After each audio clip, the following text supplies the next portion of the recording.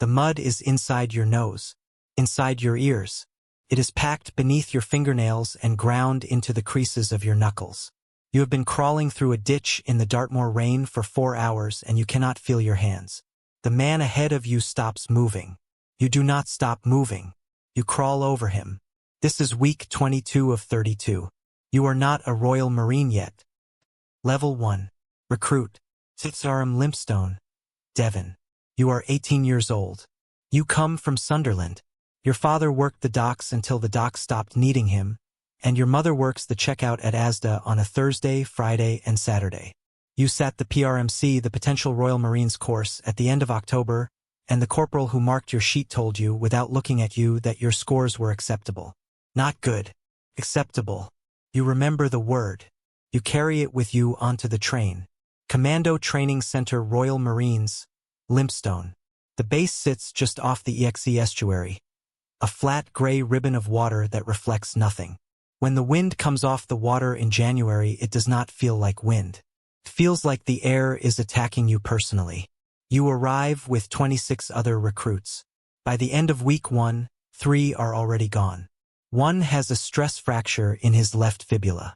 One failed a background check that came back late. One simply does not get up one morning.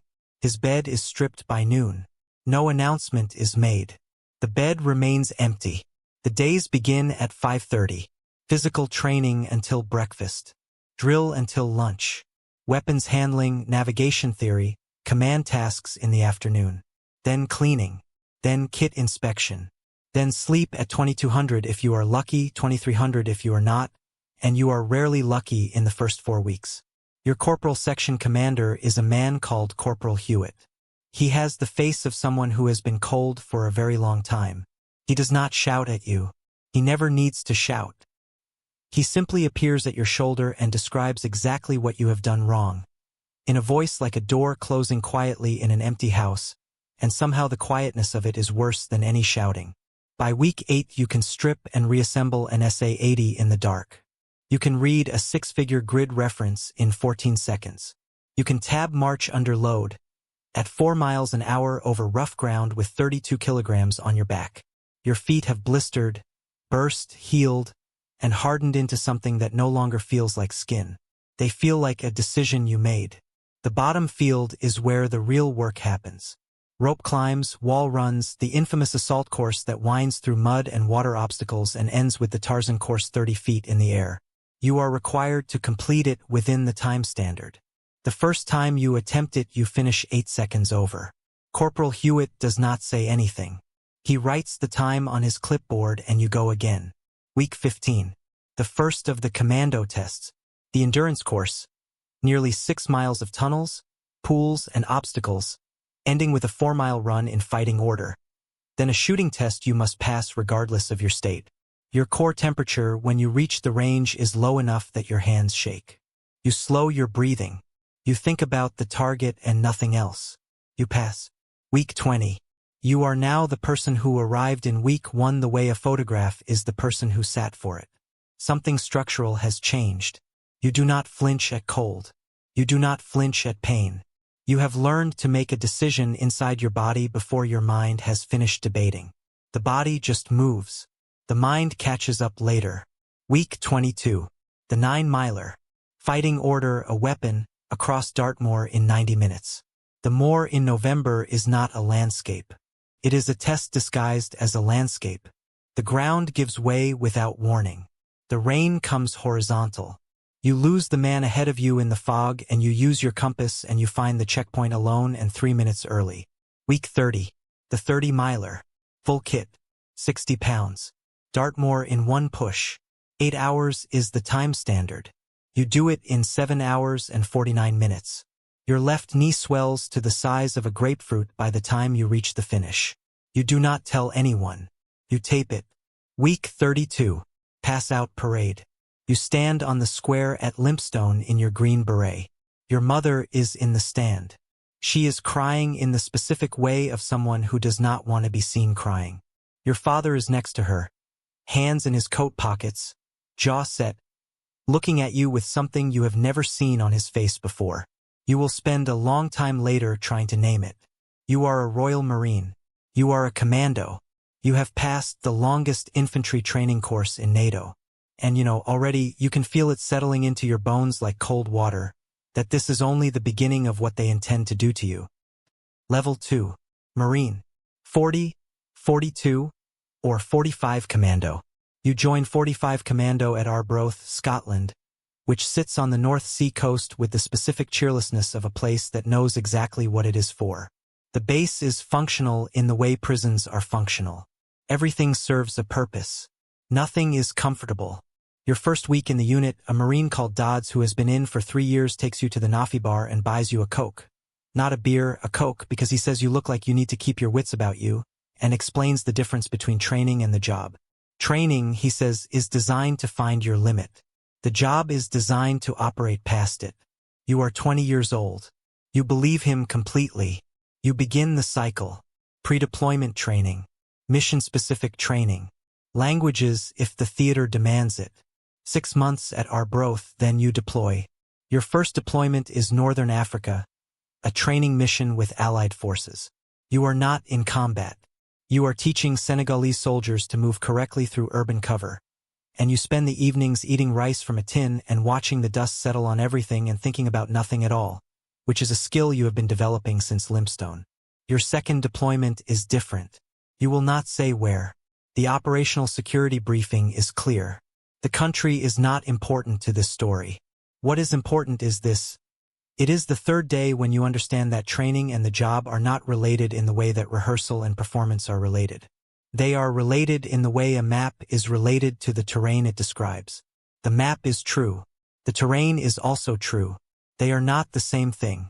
You make a decision on that third day that you do not write in your letter home. There is no letter home about it. It exists only inside you, settled at the bottom of you like sediment at the bottom of a bottle, and you learn quickly not to shake the bottle. You come home. You go out. Dundee on a Friday night, which was someone's idea. The music is wrong. The lights are wrong. There are civilians drinking in a way that feels like they are drinking against something, drinking to forget something ordinary, and you stand at the bar with your pint and you feel the distance between you and them not as hostility but as geography. A simple distance. 2 countries. No border crossing. You are 22. You have a girlfriend named Rachel who teaches primary school in Edinburgh. She says you are different when you come back. You say you are tired. She says it is not tiredness. She is correct. You say it anyway because you do not have another word for it yet, and the words you have been given, stress, adjustment, transition, feel like suits that belong to someone else. You wear them badly. You re-enlist for a second term. Rachel cries on a Tuesday evening and you sit with her and you hold her hand and you understand that there is a version of you that could stay. That could get out. That could become someone who coaches youth football on Saturdays and knows his neighbors' names. You can see that man clearly. He lives close. You choose not to walk toward him and the choice doesn't feel dramatic. It feels like the way you stop eating something that has stopped tasting like food. Level 3. Lance Corporal. The first stripe. You are 24. The promotion board selects you based on your fitness scores, your section reports, and a recommendation from your troop sergeant that describes you, in the clipped language of military assessment, as technically proficient, tactically sound, naturally assertive under pressure. You read the report in full. You read it twice.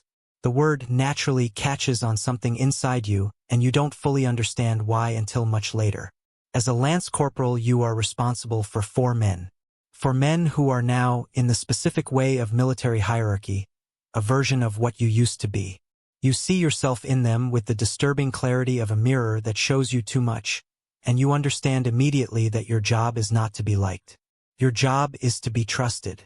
These are not the same thing, and confusing them is the first mistake new NCOs make.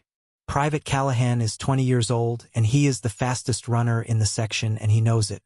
He is the kind of fast that thinks it excuses everything. You pull him aside after an exercise in which he pushed ahead of the section for a personal best time and left the rear man exposed. You explain to him quietly what you watched happen. He looks at the ground. You tell him to look at you. He does. You tell him that his pace means nothing if the section fails. That in this corps, individual brilliance that costs the team is not brilliance. It is indulgence. He nods. 3 months later, he is the most disciplined runner in the section. You do not praise him for this. He doesn't need your praise. He needs to know it's expected. Your second operational deployment as an NCO. The Balkans. A peacekeeping rotation that is not peaceful in any meaningful way, that is instead a negotiation of violence conducted in a language of posture and presence. You patrol. You observe. You log. You file reports that travel up a chain of command and return as directives that sometimes match reality and sometimes do not, and you learn to operate in the gap between what the report says and what the ground shows. An old man in a village whose name you can't pronounce gives you tea in a glass with sugar. His house is half collapsed and the other half is held up by some structural optimism you cannot identify. You sit with him for 20 minutes because the interpreter says he has information. The information turns out to be nothing. The tea turns out to be very good. You think about him sometimes on the C-17 home. His hands. The care with which he set the glass down. Level 4. Corporal. The section commander. You are 26, then 27. You have 8 men under your direct command. The weight of 8 lives is not an abstraction. It is a physical sensation, a low-frequency pressure you feel in your chest during the quiet moments, in the transit aircraft, in the staging base, in the dark before an operation. You have learned to breathe through it the way you learn to breathe through cold water at Limpstone. The pressure doesn't go away. You just learn to function inside it. A section commander is a teacher, a parent, a judge, and a piece of equipment, sometimes all 4 in the same hour. You know the men's sleeping patterns. You know who has trouble with his wife and who has trouble with his father and who is drinking more than he should between deployments. You know these things not because anyone asked you to know them, but because knowing them is the only way to keep 8 men alive when the mathematics of a situation turn against you. Afghanistan. You will name this one. Everyone names this one, eventually. It is the Helmand Province, 2012. The air smells of dust and diesel and something else underneath those that you never find a name for.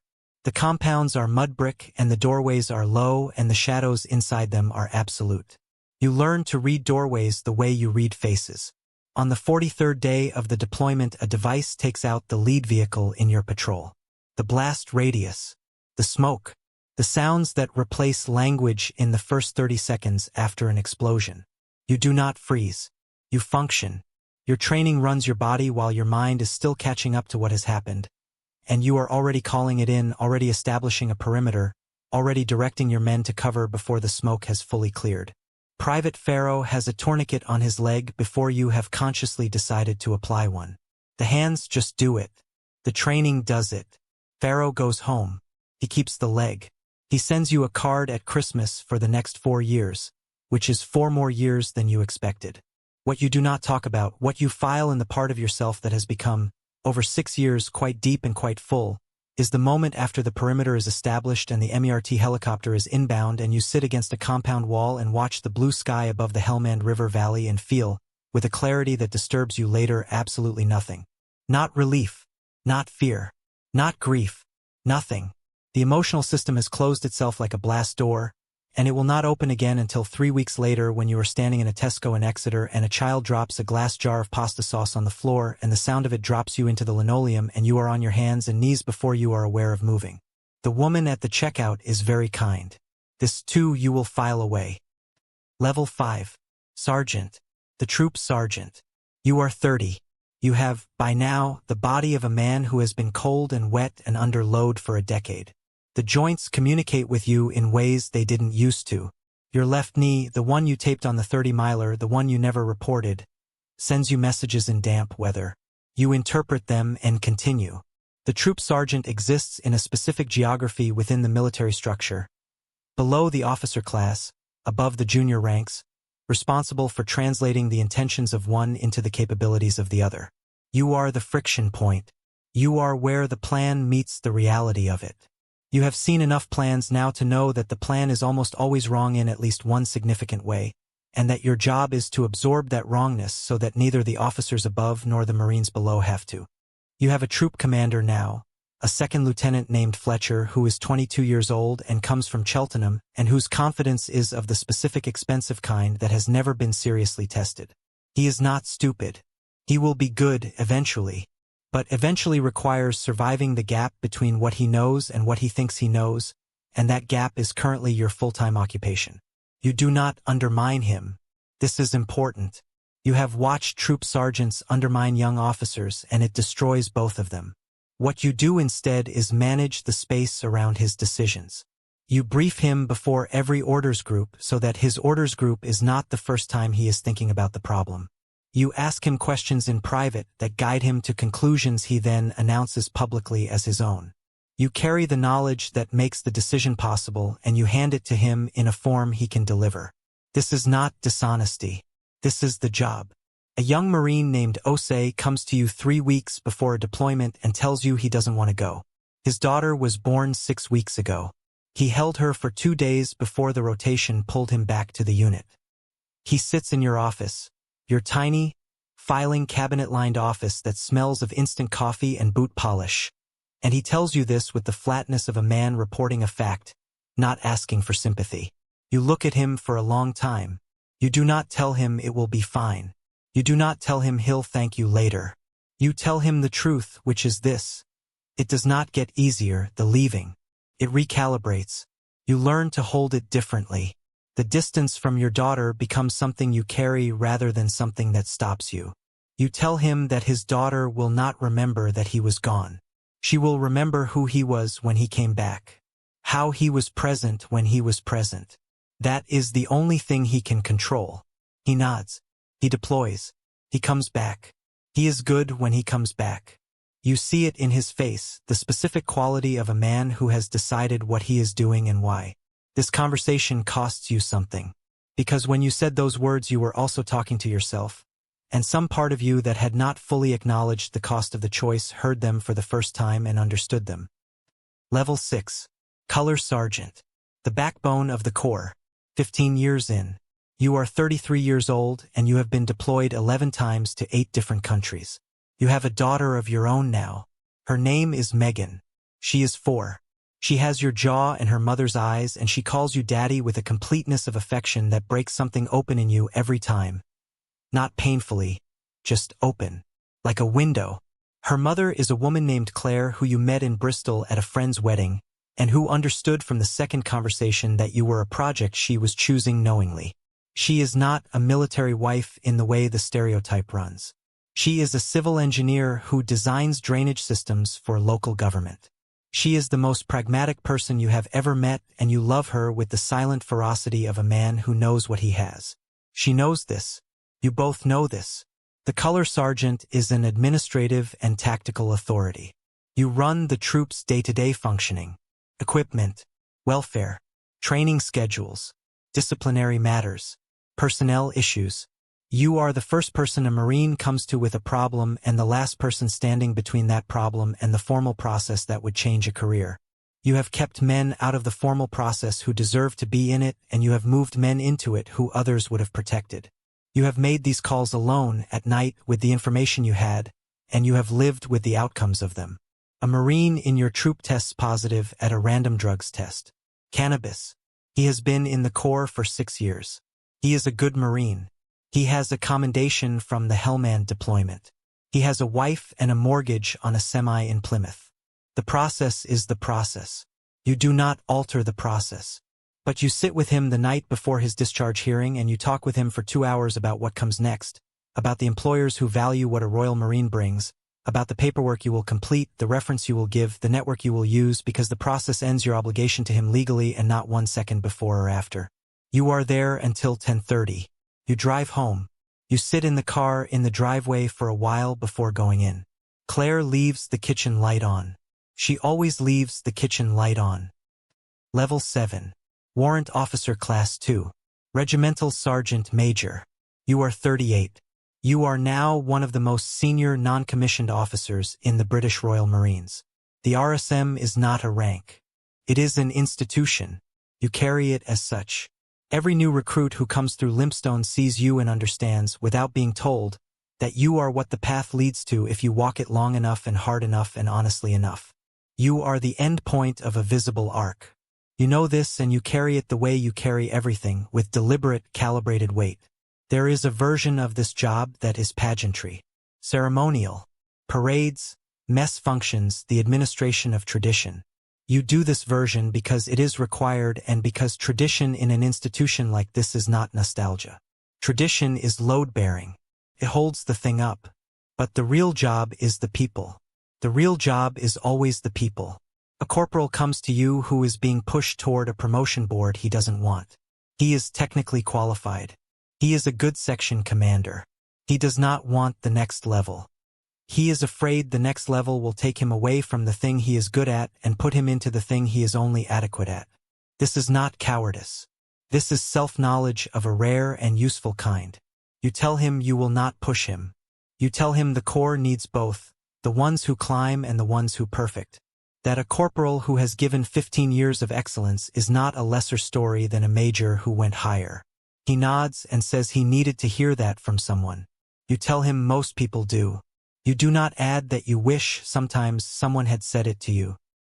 Level 8. Warrant Officer Class 1. The Summit. You are 43 years old.